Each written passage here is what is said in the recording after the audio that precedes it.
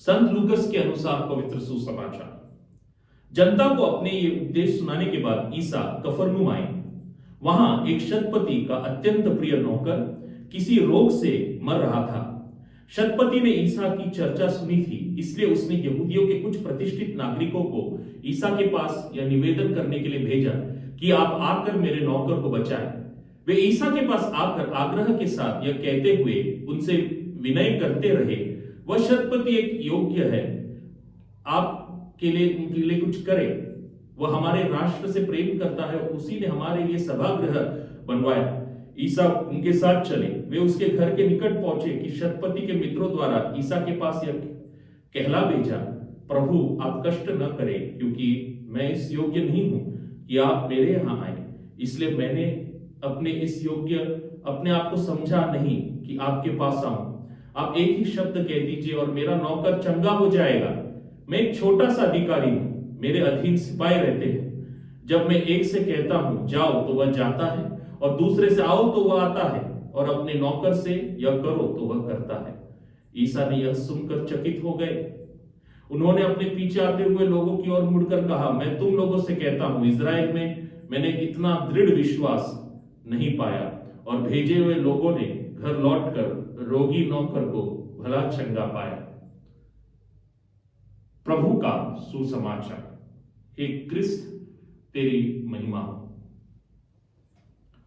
क्रिस्त में मेरे प्रिय भाई और बहनों, शतपति कौन था? शत इस शब्द का अर्थ है 100, और हमें मालूम है कि वह एक रोमी अधिकारी था, और इजरायलियों के मन में रोमियों के प्रति घृणा थी, क्योंकि वे आक्रांता थे। लेकिन हम यहां पर एक विपरीत परिस्थिति देख सकते हैं कि यहूदी लोग आकर के यीशु से अनुनय विनय करते हैं कि वे इस शतपति की विनती को पूरी करें।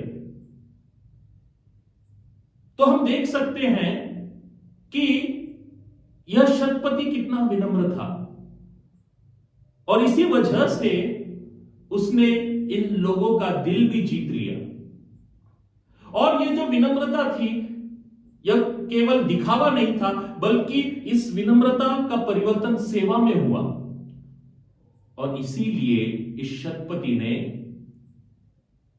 यहूदियों के लिए सभागृह भी बनवाया। आगे जाकर वो कौन सी विनती यीशु के सामने प्रस्तुत करता है? स्वास्थ्य लाभ की विनती। किसके लिए? अपने पत्नी के लिए नहीं, अपने बेटे के लिए नहीं, बेटी के लिए नहीं, अपने रिश्तेदारों के लिए नहीं, बल्कि एक नौकर के लिए, एक गुलाम के लिए, जो रोमी साम्राज्य में केवल विपणन जैसा था, यानी जिसको हम खरीद सकते थे, बेच सकते थे, विपणन सामग्री। इस व्यक्ति के लिए वह अनुनय विनय करता है, विनम्र होकर के। वास्तव में यह शतपति यीशु क्रिस्त का अनुकरण करता है, जो विनम्रता के सर्वोच्च प्रतीक है। मेरे प्रिय भाइयों और बहनों, आज यीशु हमसे आग्रह कर रहे हैं कि हम उस शतपति की तरह यीशु क्रिस्त का अनुकरण करें, विनम्र बने, और इस विनम्रता का परिवर्तन सेवा में होना चाहिए, क्षमा में होना चाहिए, करुणा में होना चाहिए। जिस प्रकार इस शतपति ने विनम्र होकर अपने आप को यीशु क्रिस्त की तरह, यीशु क्रिस्त के शिष्य की तरह काबिल बनाया। तो इस कृपा के लिए प्रार्थना करें